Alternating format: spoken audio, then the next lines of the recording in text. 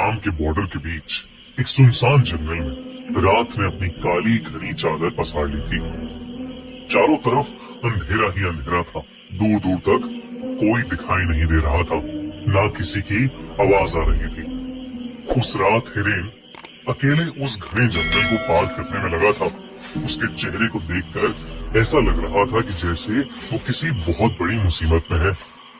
इस जंगल के बारे में माना जाता था कि अगर कोई भी इंसान सूरज ढलने के बाद यहाँ आता है तो उसे एक शैतान अपने वश में कर लेता है और वो फिर इसी जंगल में हमेशा हमेशा के लिए कैद हो जाता है। हिरेन को ये बात पता थी, लेकिन वो फिर भी रुक नहीं रहा था और बस आगे बढ़े जा रहा था। जंगल के आखिरी छोर पर एक नदी बह रही थी और उस नदी को पार करते ही आसाम सीमा शुरू हो जाती थी। उस नदी के ठीक बगल में लकड़ी से बनी एक पुरानी हवेली थी। हवेली के आगे एक बोर्ड लगा था जिस पर लिखा था वशीकरण बाबा। गांव के लोगों का मानना था कि उस हवेली में कुछ अजीब है। वहाँ ऐसी शैतानी ताकतें हैं जो हवेली में रहने वाले बाबा के वशीकरण मंत्रों से इस दुनिया में आ गई हैं। 32 साल का हिरेन अब उस हवेली के ठीक सामने खड़ा था और जोर जोर से हाँफ रहा था। उस हवेली के दरवाजे पर एक बड़ा सा चौकोर निशान बना था, ठीक वैसे ही जैसे किसी तंत्र मंत्र की किताबों में होता है। हिरेन ने हिम्मत जुटाई और दरवाजा खोला। अंदर उसने देखा कि एक बेहद अजीब सा दिखने वाला बाबा कुछ हड्डियों की पूजा कर रहा है। बाबा की नजर तुरंत हिरेन पर गई और वो जोर जोर से बड़े ही डरावने अंदाज में मंत्र पढ़ने लगा। हिरेन बाबा को देखकर घबरा गया था, लेकिन वो जिस मकसद से बाबा के पास आया था उसे पूरा किए बगैर वो कहीं नहीं जा सकता था।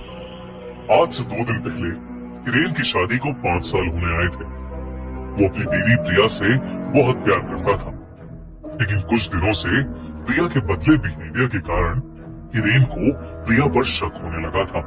उसे लगने लगा कि प्रिया का किसी और लड़के के साथ चक्कर चल रहा है, जिसे लेकर दोनों के बीच काफी लड़ाई हो गई और आखिर में बात डिवोर्स तक पहुंच गई और प्रिया उसे छोड़कर अपने एक दोस्त के घर रहने चली गई थी। हिरेन प्रिया पर शक करते करते पागल हो गया था। उसके दिमाग से प्रिया का ख्याल निकल ही नहीं रहा था। सोते जागते हर पल वो बस प्रिया के बारे में सोचता रहता। एक दिन जब वो बस से ट्रैवल कर रहा था तो उसकी नजर सीट के ऊपर लगे एक स्टिकर पर गई, जिस पर लिखा था सिर्फ 1 घंटे में खोए हुए प्यार को वापस पाए और इसी के साथ नीचे एक पता भी लिखा था। हिरेन अब उसी पते पर पहुंच चुका था, वशीकरण बाबा के पास। बाबा के मंत्रों की आवाज अब धीमी हो गई थी और अंदर एक गहरा सन्नाटा था। बाबा ने बिना हिरेन की तरफ देखे उससे उसके आने का कारण पूछा। हिरेन ने उस अजीब से दिखने वाले बाबा को सब कुछ बता दिया। बाबा ने हिरेन की बातें सुनकर एक हल्की सी मुस्कुराहट के साथ उसे एक लाल वस्त्र दिया और कहा कि इसे धारण करके रोज रात 12 बजे प्रिया की फोटो को देखते हुए हिरेन को ये मंत्र पढ़ना है। और धीरे से हिरेन के कान में उस बाबा ने एक मंत्र कहा। इस मंत्र को कहने के बाद वो बाबा फिर से अपनी पूजा में लग गया। हिरेन ने बाबा को पैसे देने के लिए अपने हाथ आगे बढ़ाए, लेकिन उस बाबा ने कोई भी पैसे लेने से इनकार कर दिया। हिरेन वापस जंगल के रास्ते जाने लगा। वो इस बात पर ताज्जुब कर ही रहा था कि अचानक उसे ऐसा लगा कि जैसे कोई उसके पीछे पीछे चल रहा है। अनजानी रात में गांव की कच्ची सड़क पर चलते हुए उसे ऐसा लग रहा था कि किसी अनजान शक्ति की उस पर निगरानी हो। वो जितनी तेज चलने की कोशिश करता, उसके कदम उतने ही धीमे धीमे बढ़ रहे थे। रात के 12 बजने से कुछ ही मिनट रहते हिरेन अपने घर पहुंचा। उसने पर्स से प्रिया की तस्वीर निकाली और बाबा का दिया हुआ लाल वस्त्र पहनकर वशीकरण बाबा के मंत्र का उच्चारण करने लगा। तभी अचानक उसे ऐसा लगा कि उसे किसी काले साए ने घेर लिया है और वो उस पर कब्जा जमाने की कोशिश कर रहा है। हिरेन ने अपना सर चारों तरफ घुमाया और जोर जोर से मंत्र पढ़ने लगा। कुछ ही पलों में वो काला साया वहां से गायब हो गया। हिरेन रोज ये करता। ऐसा करते करते कई दिन गुजर गए, लेकिन हिरेन की बीवी प्रिया अब भी उसके पास नहीं आई थी।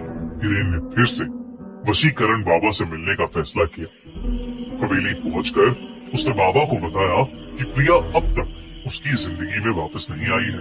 बाबा ने 2 मिनट के लिए अपनी आंखें बंद की और बताया कि हिरेन के गले में जो लाल धागा है वो उसके वशीकरण की शक्ति को कमजोर कर रहा है। हिरेन ने वो धागा तुरंत उतार दिया।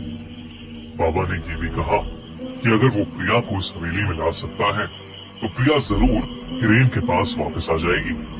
उस दिन भी हिरेन जब अपने घर वापस जा रहा था तो उसे ऐसा लगा जैसे कोई उसके पीछे पीछे चल रहा है और उसे देखे जा रहा है। लेकिन हिरेन जो प्रिया से बेहद प्यार करता था, उसे पाने के लिए वो कुछ भी करने को तैयार हो चुका था। अगले दिन हिरेन ने प्रिया को कॉल किया और माफी मांगने के बहाने प्रिया को उसी जंगल के पास शाम को मिलने को कहा। प्रिया ने कुछ पल सोचा और फिर मिलने के लिए मान गई। इतने दिनों बाद वो दोनों आज पहली बार मिल रहे थे। बात करते करते हिरेन प्रिया को हवेली के पास ले गया। जैसे ही प्रिया हवेली के पास पहुंची, उसे एक अजीब सी घुटन महसूस होने लगी थी।